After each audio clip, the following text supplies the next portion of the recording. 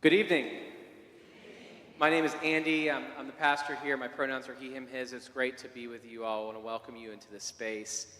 First, let you know restrooms. We have female restrooms, male restrooms, and then back through the hallway, gender-neutral restrooms. It's such an honor to have you here to talk about this important book. Thank you for the work that you've done. Thank you to Tamalo, and thank you for everyone for being a part of this important conversation. Just in short, my congregation wanted to let you know words that they wrote to welcome everyone in this space, no matter your race, ethnicity, economic situation, sexual orientation, gender identity or expression, background or belief, age or condition of ableness, whether single or partnered, you are beloved and welcome here. So thank you for being here for this important conversation.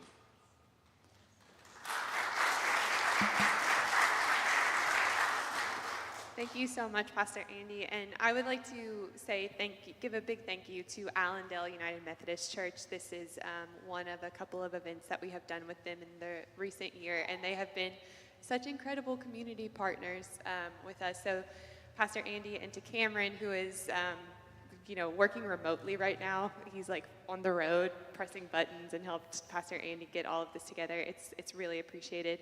And I would also really like to acknowledge our other partnering organization for this event, the Foundation for Healthy St. Pete, who does incredible work in our city and also enabled us to be here this evening with Dr. Tomlin. And so I would like to say a special thank you to Barbara Green, who helped organize this event with me and got the logistics. So please give them a round of applause. Kamala Books really can't do a lot of the work that we do without these really incredible community partners, so we are so appreciative. And I would like to say a really special thank you to Dr. Pryce for being here this evening and for agreeing to drive into St. Pete and share her work with us. So I'm going to give some bios after the event. We have books for sale in the back over here, and we're going to be doing a book signing right at that table over there. So please grab a book and chat with Dr. Pryce at the end of the event.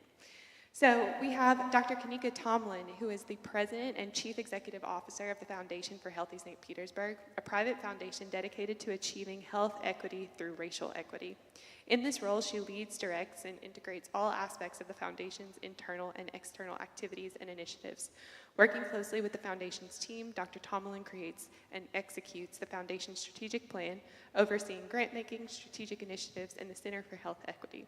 She guides the organization as steward of the Foundation's resources, consistently reporting back to the community and ensuring decisions and plans of action are mission-aligned and based in equity. Prior to joining the Foundation, Dr. Tomlin served as Deputy Mayor of City Administrator of the City of St. Petersburg, and I hear from Pastor Andy that she helped get the crosswalk outside right there, so you can cross the street tonight thanks to Dr. Tomlin. And Dr. Tomlin currently serves on the boards of the Dali Museum, Academy Prep St. Petersburg, Bayfront Health Foundation, and many other boards. Dr. Tomlin was married for 17 years to well-known adventure journalist Terry Tomlin until his passing in 2016, and she's the fifth generation of her family to call St. Petersburg her home with her two children. Dr. Tomlin, thank you so much for being here with us this evening. And of course, we have Dr. Jessica Pryce, who is on the faculty at Florida State University's College of Social Work. For the past 15 years, she has worked in child welfare from multiple angles, including direct casework, research, teaching, training, and policy development. She has trained over 150 child welfare organizations where she empowers professionals to reimagine their role and their work. She currently lives in Florida, where she partners with child welfare leaders who are working on system-wide cultural shifts and organizational change. Pryce holds an MSW from Florida State University and a PhD from Howard University. Dr. Jessica Pryce. Thank you so much. Welcome, Dr. Pryce. We are so happy that you're here. Happy to be here. Want to just really extend a very warm welcome from this Sunshine City, a beloved city, made special by the wonderful people who call it home. You'll experience that in all of its warmth tonight. Welcome to all of you. Thank you, everyone, for being here. How are we all feeling tonight? Good. Thank you for showing up for our children, showing up for this important topic, showing up for our community, and sharing this time of conversation with us. Having read the book, I want to thank you right away for this deep reflective piece that is so authentic and honest and really invites the reader to share like reflection, if not about this specific sector, about the many ways that we can intersect with the outcomes we seek for our children and our community. Thank you. The book and the topic, not that we'll get into very many specifics tonight, but deals with child protective services and the child welfare system, and could, for some, contain triggering thoughts or moments, and want to share that with you and everybody understand that that is the case. And whether anyone experiences difficulty in this conversation tonight or not, let us all center our energy and thoughts around those who have dealt with the difficulties of this very trying topic. I also want to thank all of the members of the Foundation for a Healthy St. Pete who are here tonight, who do a team that does incredible work on behalf of racial equity in our community every day. Thank you all for your excellence. So I'm going to tell you a little bit of my understanding of the book, and then I'm going to ask you, Dr. Pryce, to tell us a little bit about it in your own words, and then we'll get into good conversation. The book offers an inside account of the child welfare system, giving us a bird's eye view of what life is like for caseworkers. You were yourself a caseworker, while also centering the voices and experiences of Black women who've been impacted by the system, and the journey on which you embark, and the way you invite the reader is really pretty remarkable. Can you tell us a little bit about the book in your own words? Sure. First of all, thank you all so much for coming. Just really happy to be here. So I'll start by giving you a little context, and some of you may already know this, but folks that are in the child welfare realm, there's this ongoing debate about how do we change the system. And there are some people that believe that it's structurally okay, the foundation of it is sturdy, we just need to, tweak things here and there to get the wrinkles out. Right? They want, minor things here and there for it to get fixed. They don't think there's any sort of structural barriers, any sort of systemic issues with the system. And then there's some folks on the other side of the conversation that actually they're abolitionists, and they say, you know what, we're done talking about this system. We don't want it anymore, right? We're done with the system. Let's literally take it away completely and reestablish, how do we keep families and kids safe? So with those two, perspectives, for the last few years, I've tried to really articulate my own, because I didn't fit into either one of those. I thought, well, I used to be a caseworker. I understand how difficult that job is. I understand what the system puts on caseworkers and investigators, and then walking alongside mothers that had gone through the system, I thought I wanted to contribute somehow a meeting of the middle, and that's not easy to do. And some of you are nodding saying, yeah, it's not easy to do that, where you're trying to hold space for two people. So, the caseworker and the mom. And reading the book, you get a sense of, what happens when a case comes in to the Child Protective Services system, and then you get a sense of, the decisions that are made and why, and then, a bird's eye view of systemic bias and how you really have your own values, and all of us do, and how often we, have these preconceived notions about folks and really want them to do things the way we want things done. And I think a lot of folks don't understand the intricacies of the CPS world, and I wanted to give folks an understanding of that. It certainly did that. As partners in the production of this event tonight, we were able to get a few advanced copies at the Foundation, and we read it. It was a page turner. I believe that Aquandis and Lisa Brody in our office read it in 2 nights, and read it quite vigorously. Everything that you sought to accomplish with the book, I would say you did. So let's get a sense of who is in the room tonight, so we can understand that.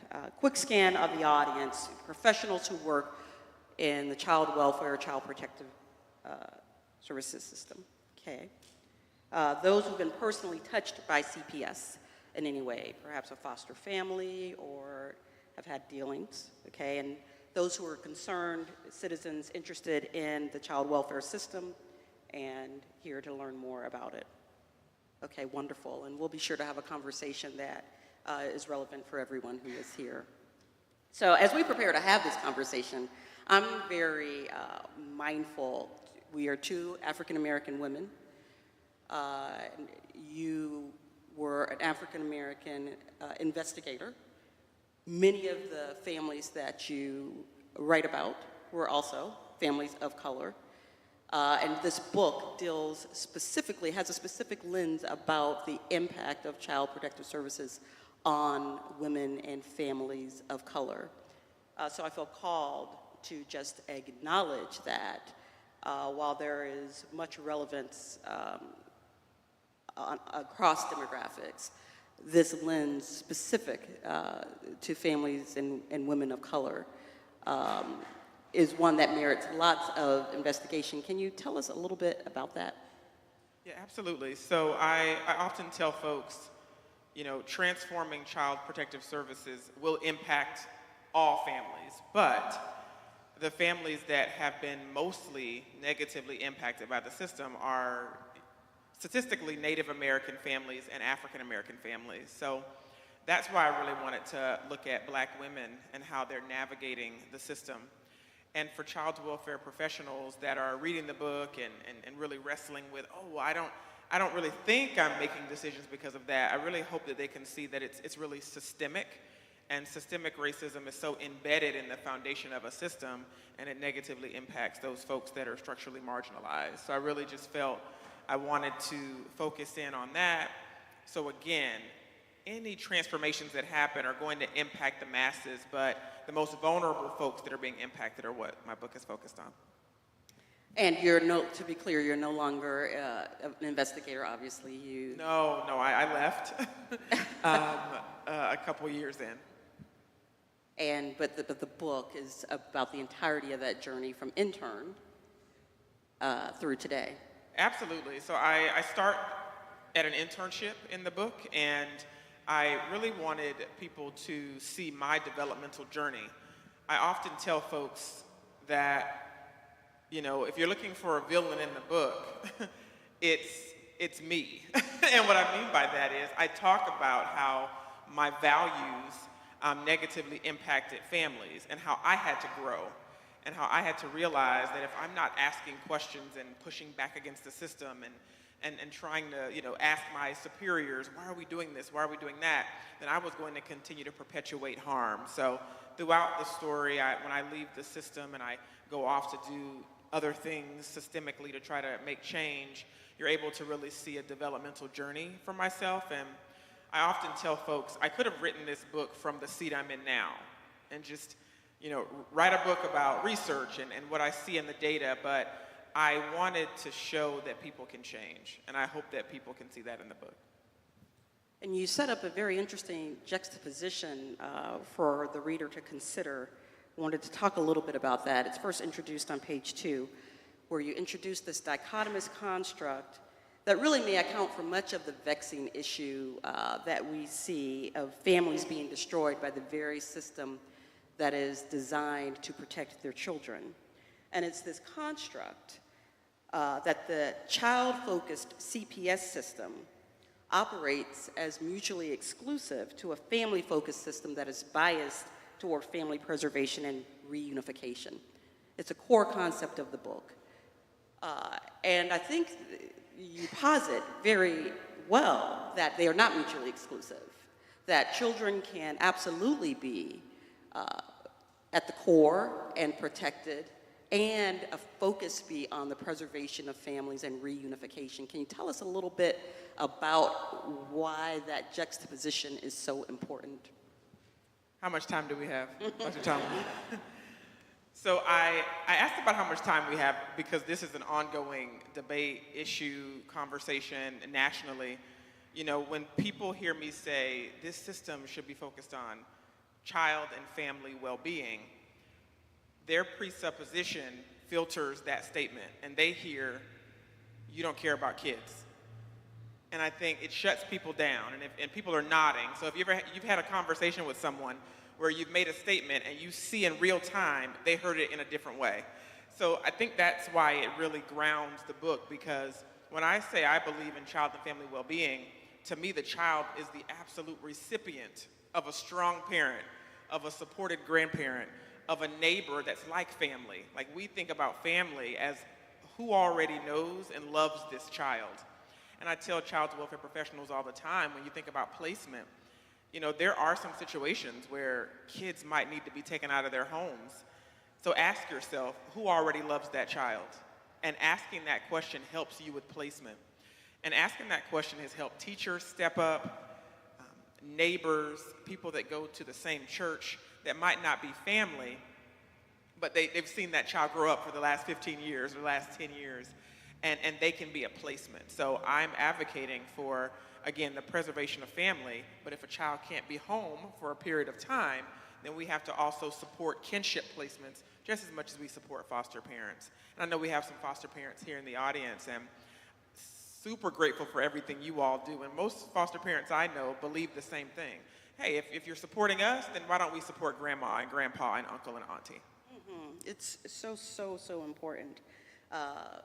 This idea that protection equals removal, and challenging that, and opening the door to protection in a multifaceted way that's actually a response that is reflective of what is happening in each household. So one of the things that I learned with clarity after reading the book is deep insight just about the caseload and the amount of work that a caseworker, an investigator, a team is dealing with. So, and the role that might play in the outcomes that we see. Can you talk a little bit about the balance between efficacy and efficiency and the changes in the system that might help us get closer to that idea of treating each case with the respect, dignity, and patience that is required to get to the solution that is right for that family? Absolutely. I know a few people said they were child welfare professionals. Has anyone here ever carried a caseload? A few people? Okay. A high caseload? Or, okay, you're nodding, okay. So in the book I talk about, my caseload. I was able to interview, previous colleagues that have moved on and away from child welfare, but just really wanted to do some interviewing of other caseworkers. So again, you get, both perspectives. And this idea of asking the workforce to change, to be different, to move with empathy and compassion, we can ask that, but the system has to give them the permission and the freedom and the capacity to do that. So I talk about that in the book. If we want child welfare professionals to do things differently, then the system has to shift so they have the leeway to do just that. You'll see in the book, and those that have already read it, you saw colleagues of mine and even myself moving with efficiency. But sometimes being really efficient doesn't mean you're very good at this job. Like you're meeting your deadlines and you're getting things done, but you could be harming families all the while you're doing that. So you see in this book, a caseworker interviewing a mom, and is she being mean? No. Is she being cruel? No. She's being efficient because she has 2 more cases between getting home to her kids. So this is what I wanted people to see. You might look at someone and say, why is she interviewing that mom? Why is she being so wrong? Why is she being so cruel? Because she wants to get home before midnight. And she's trying to get the information to this mom as soon as possible. But the mom feels completely dismissed, dehumanized. She doesn't have the information she needs. And behind all of that is a system that's churning out deadlines and financial incentives and so many things that are behind all of that. And that's what I wanted to bring to the light.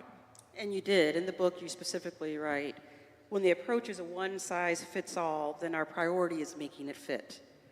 Decisions are made that vilify parents, even when we know that families are stuck in a cycle of inequity. With insufficient information, we wield elusive power, and we require tasks that are focused on rehabilitation and surveillance when that may not be what is needed. Just that insight is so great. So thank you for paying attention to that. And I think it really bears the question, and we saw it through your journey of, how can we, it doesn't even have to apply to this work. I think any of us who work in the space of change making have this comparable question. How can one be the change they seek while honoring the requirements of a system they serve? You know, talk a little bit about that balance between what a system requires of us and what humanity deserves from us. Wow, what a dance that you have to do with that, right? And we've heard the statement, you know, what hill are you going to die on? And some professionals now are saying, what hill are you going to get fired on? You know, like what is your value? Like what is that line that you're not going to cross, right? And I tell people all the time in this field, we don't have control over everything, but it's who you decide to be when you're in front of that next mom, when you're in front of that youth, or you're in front of the dad. So in the book, I talk about this developmental journey from agent to advocate to activist. And I take you through my journey of being those three things. And when you're in those different distinct phases, you approach the work differently, right? As an agent, you're just doing what the system says. You're not asking any questions. You know, I think I put in the book, you know, there's almost like a system with strings attached to you, and you're just, you know, doing the work on their behalf. But then as you move through that, advocacy, a lot of us, we start to think, something's off. Like, you know, why are all these families, you know, living in this certain community? You know, why did this family get to hire an attorney and get rid of DCF altogether? Like, what's going on? So you start to really think about things differently. But sometimes in that advocacy role, there's still some fear, and there's still some status quo, right? And you're still assimilating. But I talk about how moving over to really being an activist for change means that you start to really get clear about your own values, and you are really honest with parents. You let folks know their rights. You can't change the system overnight, but you can be a transformed professional the next day when you're working with a new mom or a new dad. And I tell folks all the time, we can't control the whole process, but child welfare professionals can say to a mom, hey, tomorrow we're going to court, and I don't know what the judge is going to say, but I'm going to tell you what I'm going to say. I've been seeing you hustle. I've been seeing you run. I've been seeing you do everything you can. But that my honest answer is, I don't know what's going to happen tomorrow, but I'm going to stand with you. That's a child welfare professional that's an activist for change, moving with compassion and humanity, but they also know there's a big system behind them. But some people won't even do that because the system is behind them. At the foundation, where we work every day to advance health equity through racial equity, we reflect on the fact that systems change can take a long time, but significant change can happen every day. So we try to live that in our community of practice as well. Now, Dr. Pryce is a preeminent academic, but this book, I have to tell you, it is not a distant dissertation or academic treatise that is filled with quantitative analysis and the type of academic work that sometimes feels intimidating or hard for a reader to relate to.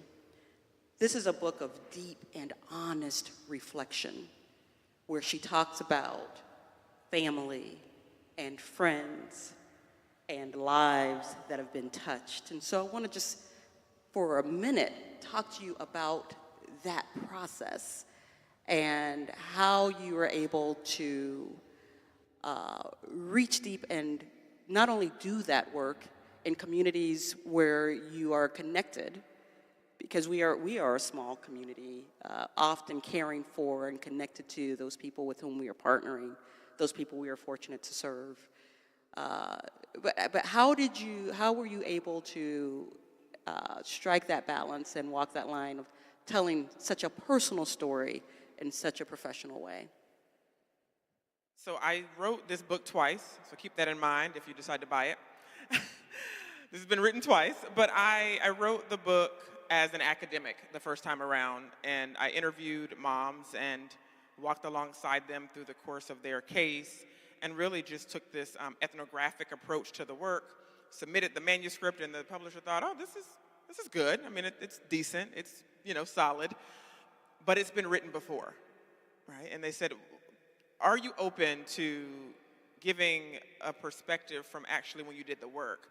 And it took a while for me to agree to that, but I'm glad that I eventually did, where I decided, okay, I'll put myself in this story, because the first iteration of this, I wasn't in the story at all. It was, she did this, and this mom did that, and but now it's I, as you read the book. And doing that took a while to shift the academic writing to narrative nonfiction, to writing a nonfiction story, but it reads as if the person's in the story. At least that was my intent, where I wanted folks to feel like the caseworker in that house, or feel like the mom that had their baby taken off of their hip.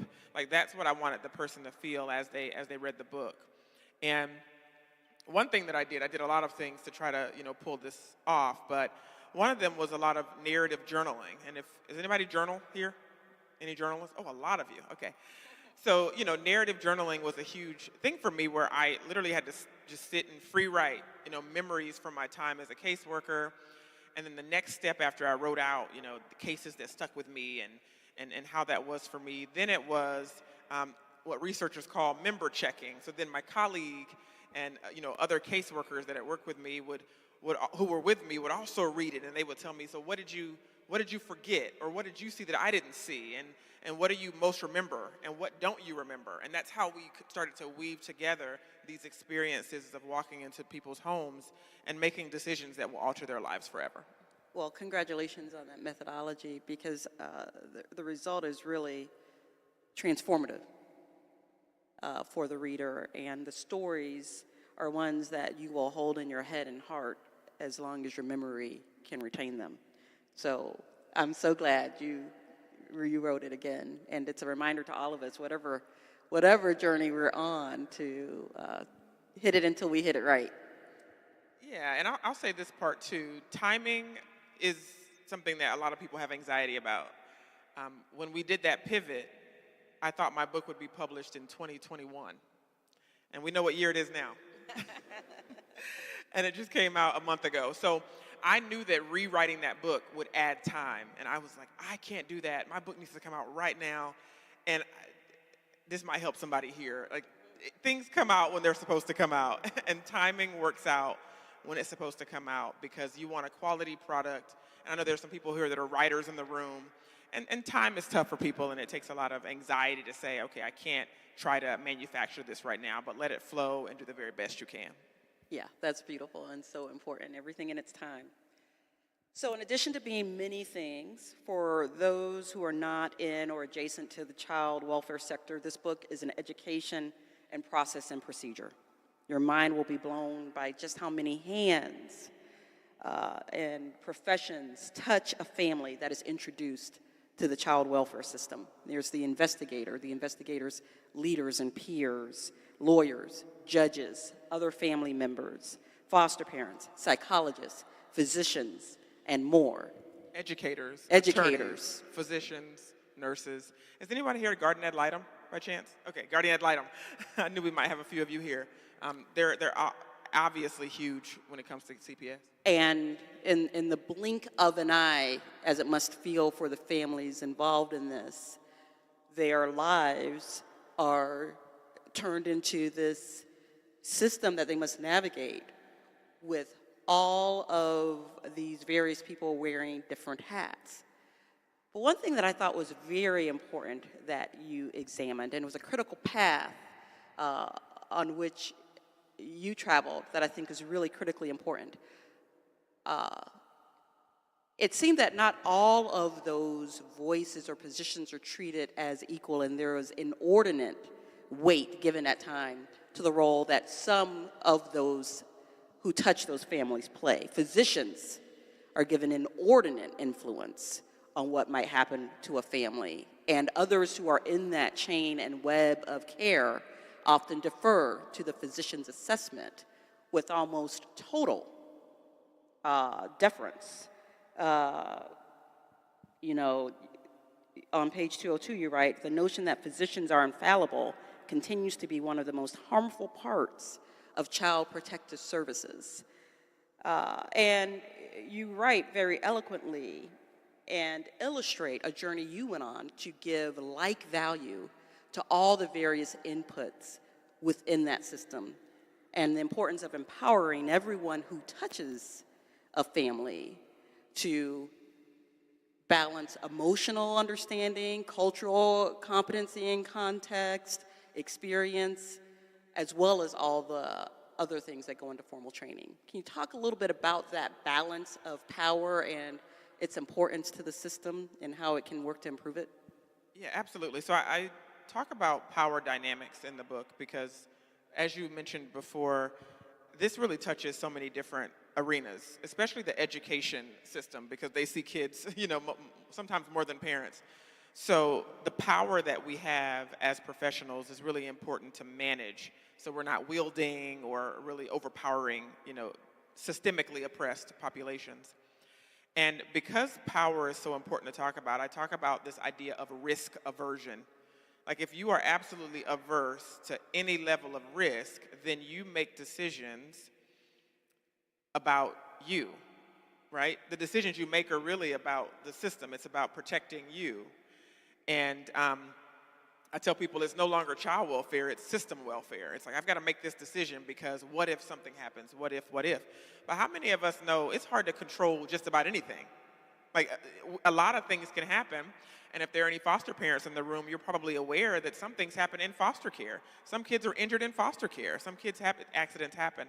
So when it comes to physicians and other folks that make decisions, I have a lot of respect for what they do, but I think that we have to be collaborative in these decisions, because if not, things in the book will continue to happen. Where I know when I first started out, I never questioned anything from a doctor. I mean, how can you question a physician, about anything? It's like I could not dare do that, and if I do, I mean, how would I, counter that? So I think that being more collaborative, educating folks on ethics, disproportionality, equity, community, I think that's also going to help, particularly medical personnel, when they're trying to make some pretty tough calls. Really important, and leads me to circle back to something we touched on lightly at the very beginning of our conversation. The role of people of color in your book and the role that it plays. So in our equity work, so often we lean on representation as a primary solution for the issues of inequity. And representation is so important, absolutely. But I thought your book was a poignant illustration that representation alone and a system that is not addressed will not necessarily shift outcomes. Most of the caseworkers with whom you were working were people of color, dealing with families of color, judges of color. The change has to happen beyond just diversifying our workforce when we are looking for change, whether we're talking about educators, whether we're talking about caregivers, whether we're talking about the child welfare service, whether we're talking about law enforcement. It is not enough to just diversify our workforce, but we have to also change the system that governs their actions. Yeah, it's an indictment for people that only focus on diversity, because that's absolutely not enough. And I share with folks all the time, when it comes to child welfare professionals doing this work, that was a big eye-opener for me. I saw people that I highly respect, caseworkers, who I'm still connected to, doing a job, and then I saw on the other side of that, people get hurt. So I knew then it's a system behind that, because they're not hurting them.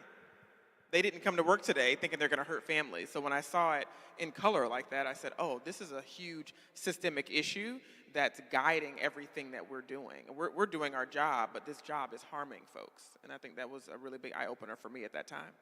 And you even elucidate, it's very interesting the way different families respond to inquiries from Child Protective Services and how that happens. I was struck by the difference in how some families respond and the role empowerment plays, the role of systemic bias, the role of marginalization in other arenas. I'm thinking specifically of Mr. Dima and his family. Can you tell us a little bit just about that scenario?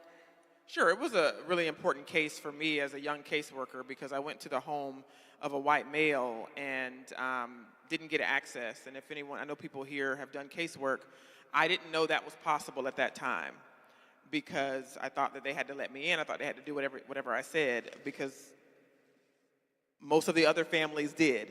But this particular family had an attorney on speed dial. and got it handled, as Olivia Pope would say. And I thought, oh, this is stunning to me, that some people have access to shuffling CPS to the side and moving on with their life. And that's just not the case for most families. Yeah, you know who else doesn't know that a parent can say no? Yeah, so many of the families that are disrupted. That redistribution of power and that balance is so, so critical. And I want to comment on something you just said. She said so many families can say no. I got a question about this at one of my earlier events. They said, so, Dr. Pryce, would you advise people to say no to DCF? And I thought, is this recorded? So, and my immediate thought is, I am very leery to do so because you get a different impact depending on who you are and how much access you have to attorneys and financial and social capital. So can some people say no? Absolutely. But I'm a little leery to say next Sure. time this happens, say no, because again, I don't know what that investigator or what law enforcement, how they might Sure. react to that. More than anything, it's an illustration of the many ways this systemic bias comes to pass and the ways it shapes our outcomes on so many levels. In this book, you do a great job of humanizing caseworkers and really just illustrating the challenges of the work. And, why is this important? Why was that an important part of the story? It was important because I think people have to they have to see a caseworker and understand that they are a part of a larger system. And a lot of caseworkers, they deal with hate mail, they deal with, violence, they deal with threats, they deal with so many things, and I empathize with that because I've dealt with that as well when I was in the field.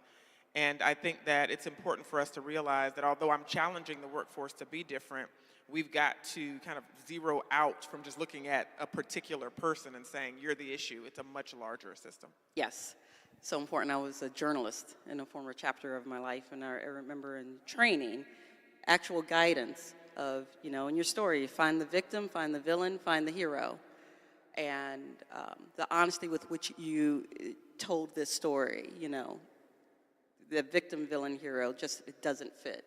No one is coming to this work to disrupt families. They're coming to protect children. That is their call. No one is coming to separate mothers, but so often that is the case. So you talk about the ratio of how often a child is removed from the home versus, and so that sometimes that is absolutely what's needed. Immediate removal for the protection of the child and what's best for the family, sometimes that's required. But you shared some information about the ratio that I thought was very telling, that how often that's required is not nearly as often as it happens. Can you talk a little bit about that? Sure. So nationally, we're at about 76% of the cases that come into our CPS system are tagged as neglect. And neglect is defined as, needs aren't being met. It might be medical, it might be clothing, it might be shoes, it might be food. A lot of times it's housing. A lot of parents are living in hotels and not able to have a stable roof over their heads. So they come in as this neglect category.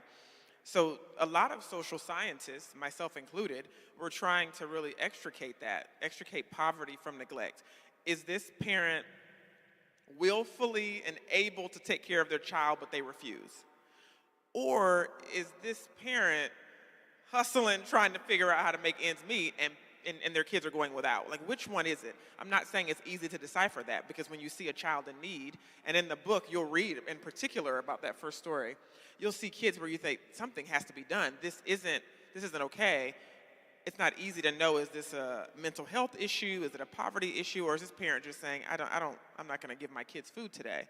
And I think, to your point, if we know that nearly 80% of the cases are connected to neglect, we've got to think about poverty and how that's impacting communities. Absolutely. That is the work of the foundation. It's the work we do every day. And I'm so proud to tell you today, completely unrelated, right now at the Center for Health Equity, which is operated by the Foundation for a Healthy St. Pete, we are hosting a program called Listening to Families that is designed to have families of young children come together, talk about issues that they're facing, offer peer-to-peer advice, and, be a support system for one another. And I bring that up because some people in this room are professionally connected to the sector. Everyone in the room wants to know what we can do to make it better. So can you talk briefly, and this will be our last question, and then we'll open it up for a conversation with the audience. But can you talk briefly about what we as concerned community can do to contribute to a more equitable CPS system?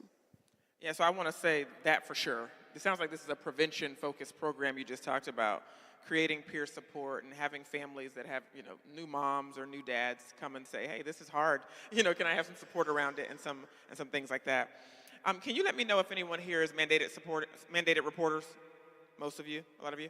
So in the back of the book, I do talk about, one strategy for mandated reporters. I'm trying to get them, a moment of pause, to think about, should I make this call? And a lot of teachers have shared they appreciate that because, again, teachers are with kids a lot.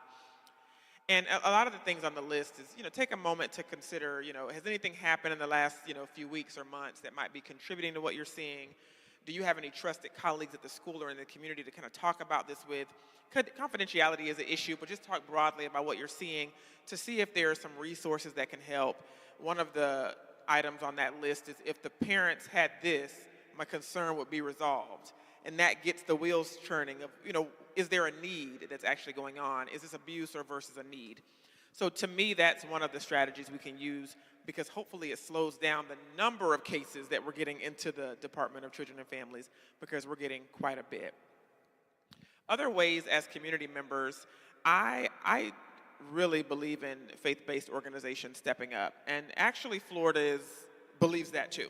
So even in legislation, they talk about DCF partnering with faith-based organizations so that pastors and clergy and folks in the church can say, these are folks in our backyard, in our community. These are moms, these are kids. If they need help, we want to meet the need. So really trying to partner with faith-based organizations is also a strategy and being a part of those events. I'll talk about foster parents for just a moment. Foster parents are really incredible in what they do, but I think that a lot of foster parents need to be reminded. Some of them know this already. Some of them did not come into foster parenting to adopt kids. They came in to help, right? And I understand that. But some people actually come in because they want to adopt kids. And I understand that there's pain there. They want to be parents, and this is a way for them to do it. But we're actually trying to really train foster parents to think differently, to really see themselves as just a pit stop. Like, we are all working together to pull this family back together. And if the family can't be pulled back together, we're still working to get this child back in one of their family homes, back connected to their family in some way. So I think that's also just a plug about how we're really trying to redirect foster parenting and really making them a part of the collaborative effort for family preservation. Thank you so much. So we're ready for some questions from the audience about some conversation? You'll need one of the mics. We can share if you need mine.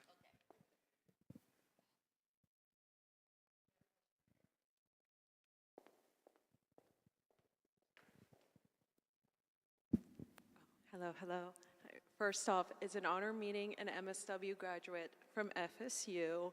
And yes, and my inquiry is that when I lived in Gainesville, CPI was handled under DCF, but it was its own department akin to the Florida Department of Health. But then when I moved down to Pinellas County 3 years ago, I was surprised that CPI was done under the umbrella of the sheriff's office. And I'm just curious in, your experience and the experience of your colleagues, how that different umbrella of where CPI is, supervised, employed, what have you, how that impacts how child welfare cases are handled. At the sheriff's office. Compared to also to, Yeah. when it's its own entity, outside of a sheriff's office. That's a great question. At one point, there were, I believe, seven different sheriff's offices across the state that handled CPS cases for that county.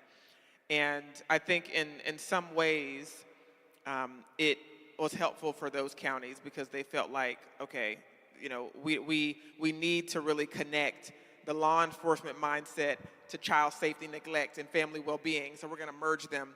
But we started to realize that if we're trying to sort of pull out this policing aspect of family work, then that might not have been the best way to do that, because they really do go in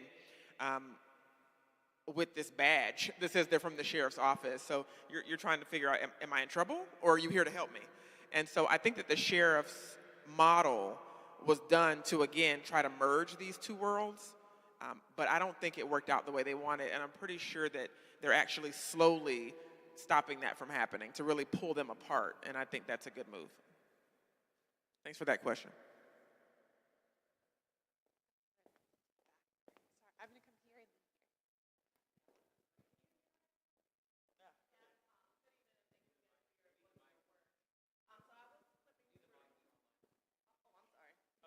Everybody can't hear you, only me. Sorry, y'all. So I was flipping through your book, and so the notion of blind removal meetings. Can you say more about that and what the outcomes were, as far as are they effective? And I'll leave it there. Thank you. Sure. So in my years are running together, post-COVID.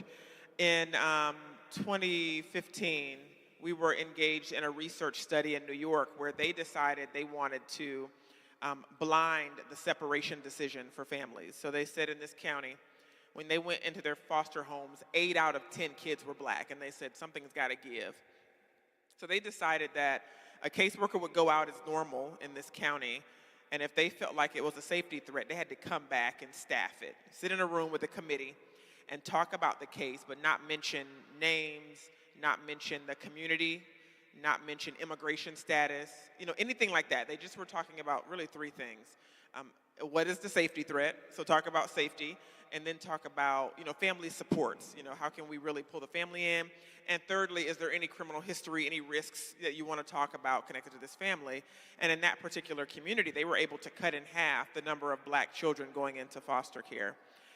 And a lot of folks felt, well, I don't like the idea of blinding the process, because I want you to see families and provide, support and equity depending on who they are and what they need.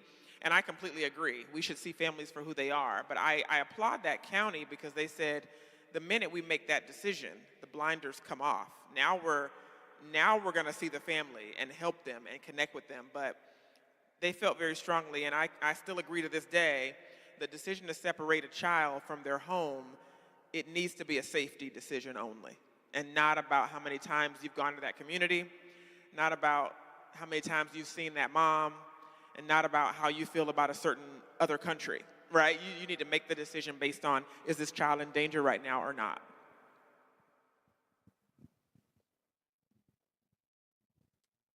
Thank you, Dr. Pryce, for being here. I am 3 decades in child welfare, and the last 17 years of my career was specifically with child protection investigation as a CPI, as a supervisor. I was the program manager for the CPI division under the Pinellas County Sheriff's Office. And just to comment on the last person's comment about the differences, I worked for 3 agencies in the 30 years that I was in the field. I started with HRS. That just dated me. That's way back in the day. And then it moved to DCF, and then investigation. By this time, I'm a CPI. I was a social worker, caseworker, too. And one of the things that was a struggle, you talked about power players, and you used the example of a doctor. Under the umbrella of the sheriff's office, who we have to keep in mind is an elected official, there was a lot of credence given to the doctor's perspective. I kind of lost my voice, if you will, in trying to give the perspective from which I saw as the CPI or the supervisor on the case, but it was disregarded, and the doctor with the power was the one that the judge would listen to. How do we get past that? As a worker, how do we get past the power player and have a voice in what we think is best for this child and its family? Yeah, that's a huge question, and there's actually I'm thinking about Jatoya when she's talking about that, a story in the book.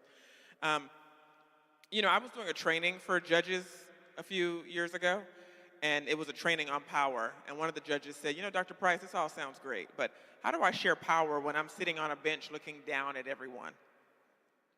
And I thought, that's a really good question, right? And I thought to myself, why do we do that, right? And I remember, removing a child when I was a CPI years ago. And I remember it happened on a Friday, so we had to have the court hearing on a Saturday, because you have to have it within 24 hours. And because it was a Saturday, I guess we couldn't go in the main courtroom, so we were in this little conference room around a table with the judge and the attorneys and the guardian ad litem and, the parent. And I thought to myself, in that moment, in that training, why are we pulling families into your courtroom? Because this feels like criminality. Why aren't we in a conference room trying to figure out how to keep kids safe and strengthen families? So, no easy answers to your question, but I remember posing that to this judge, and his wheels started turning. He thought, why are we doing that? Why am I looking down at a mom and telling her, yeah, you can't get your kid back today. You have to do this and this and this to get your kid back. You could have done that around a table in a more collaborative, power-sharing way. And what I appreciated about that moment is, again, this was a room with 100 judges thinking, can we reimagine a different way? And that's one thing I want this book to do. Can we reimagine doing this work in a different way? And I think that we can if we just stop doing business as usual.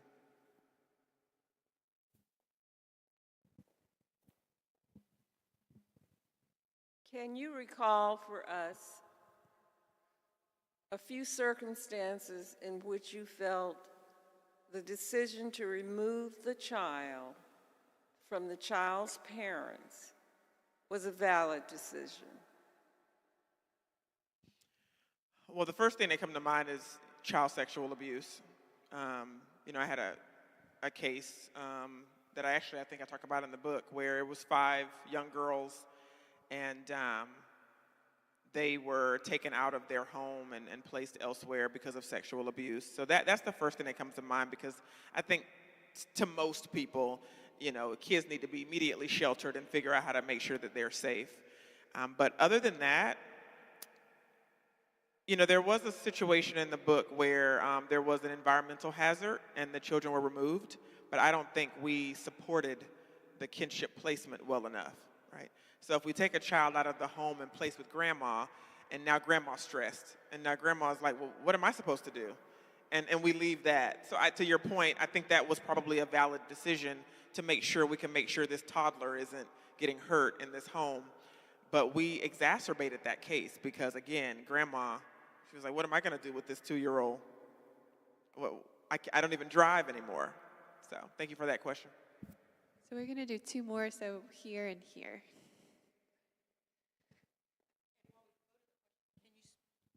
Can you speak to the alternatives to removal, intervention, and resources and services where that might have been helpful?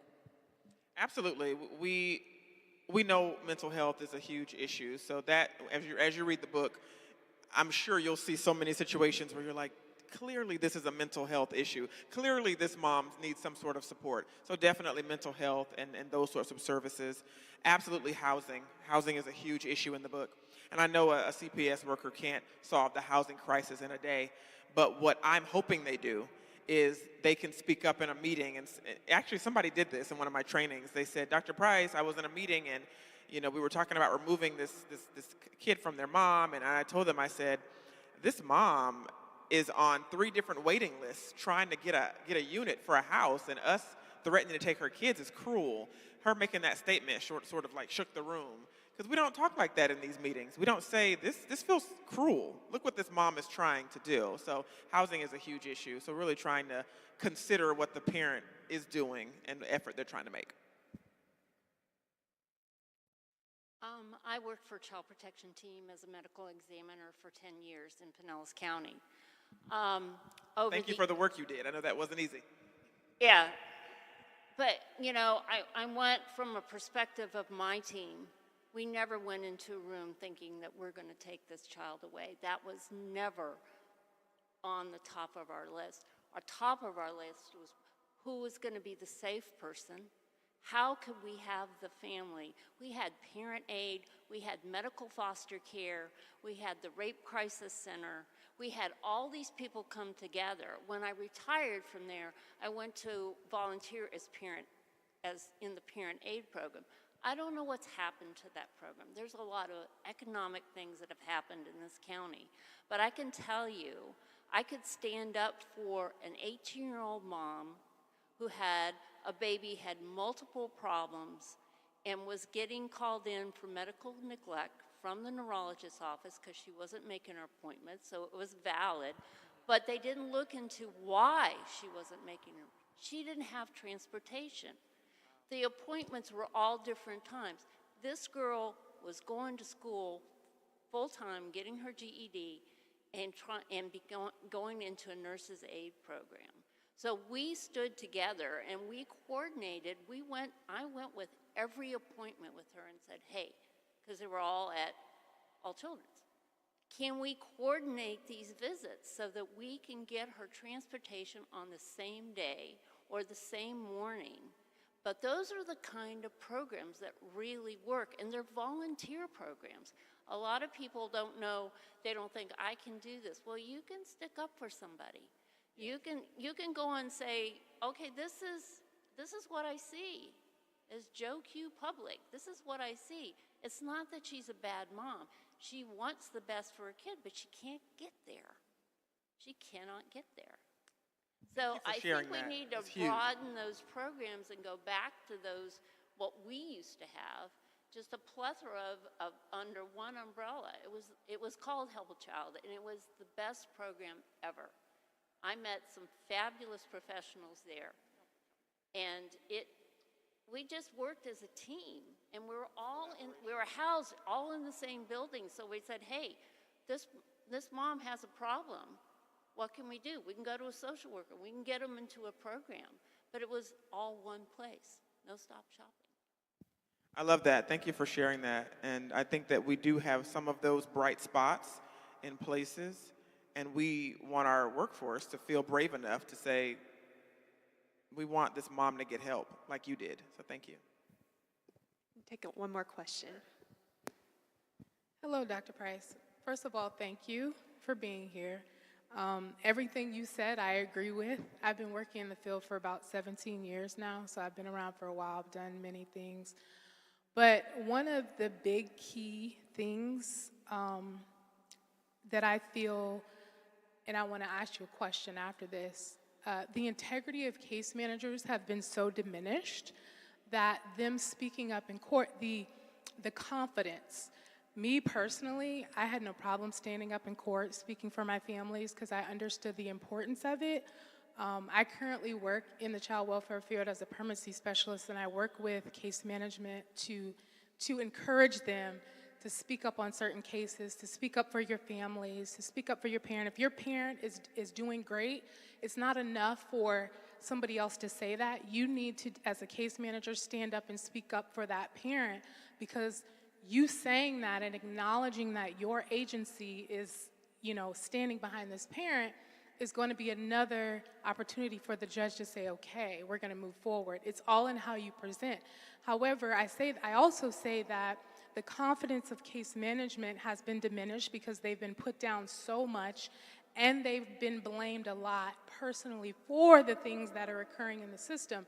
So them having the confidence to be able to say those things in front of a judge, restoring the integrity of the case manager and what they actually bring to the table, and empowering them to be those mouthpiece for the cases, I think is so important. And I just, working in the field for so long, I understand that that is a big component of things not moving forward. And how would you encourage an agency as a whole to empower their case managers? I mean, you guys have been talking about we know there's so many different hands in the pot, right? So the disconnect is real. I mean, it's mind-boggling that everybody thinks differently and we all work in the same field. And having that disconnect, but being able to bring it all together is key. like when you're in front of a judge and you're able to bring all those components of the physician, of the therapist, of this person, of that person, and make it make sense? How do we empower case management and agencies to empower case managers to be able to do that? Well, thank you for the work that you've done for 17 years. I'll say this, one thing that I try to do is refer to these folks as child welfare professionals. I say that a lot. People are always like, what are you saying, social worker, case manager, caseworker? And in the book I talk about this is a child welfare professional. You're a professional person, and you have autonomy, you have expertise, and this is your case. And I tell people all the time when I train them, people think leader means that you have a certain title, but I tell them, you're the leader of this case. This is your case. So if you're in a room, I want you to speak up. Now, I also feel that a mindset shift is needed for a lot of the upper level leaders in the field. So when they shift that mindset, and I have a developmental mindset framework in the book, once the leaders have shifted their mindset, the way they view frontline workers, the way they view their teams, then I think it's time to do coaching and mentoring. I didn't start with coaching and mentoring because I think everybody in Florida would say we coach and mentor. But my thought is, well, what is your mindset? Like, how are you coaching them? Are you coaching them to just do whatever was put in the report? Are you coaching them to nod and just get done with what they're doing? Or are you coaching them to think differently about families? So I think there needs to be a mindset shift. We need to professionalize the workforce and make sure they understand you are the leader of this case. And again, this is your case. I tell them all the time, and then have leaders then try to implement coaching and mentoring around what you just talked about, confidence, self-efficacy, and being secure in their belief in families. Thank you, Dr. Pryce. Thank you for your responsible, critical analysis and invitation for us all to explore what we can do to contribute to the efficacy of an equitable child protective services system.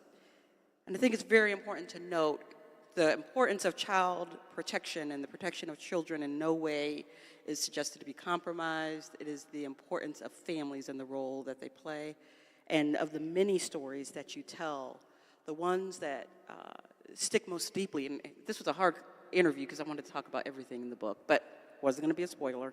You'll have to read it for yourselves. But the stories you tell of mothers absolutely committed to their children, inadvertently or unjustly caught in a system that changed their lives forever, are so poignant. And so I want to close with just a passage from an interview you had with Jatoya Potts that really illustrates how long and deep the trauma of a separation when other intervention is warranted. This is a mother where it was proven that she was not involved in the issue that harmed her child, and she still lost custody of her children permanently. The evidence is laid out so clearly, and such things happen. So I'm going to share that because it keeps at the forefront the humanity of what we were talking about and the deep considerations that we all must make for the fullness of our community. Jatoya told you, the first time I lost my kids, when they came and took them and put them in foster care, that was the lowest I've ever felt in my life, and I somewhat feel like I never bounced back. I've just been completely numb since that moment, and I'm still haunted by my last visitation with LJ. I hugged him and kissed him and tried to soothe him. I said, I'll see you next week. I'll be back, baby. Don't cry. But then they stopped my visitation, and he never saw me again. I think about that all the time. So I think full healing for me is when my kids find me and they realize that I never gave up. They will see that I've spent my life waiting for them. And that mother resides in the city where her children were adopted so that they have an opportunity to find her someday. And the case was very clear that she never should have lost them at all. And while there are times when a child must be removed, absolutely, one time that this happens is too many. So thank you for your encouragement. and example and urging for all of us to understand what we can do to create equity in the system. Thank you.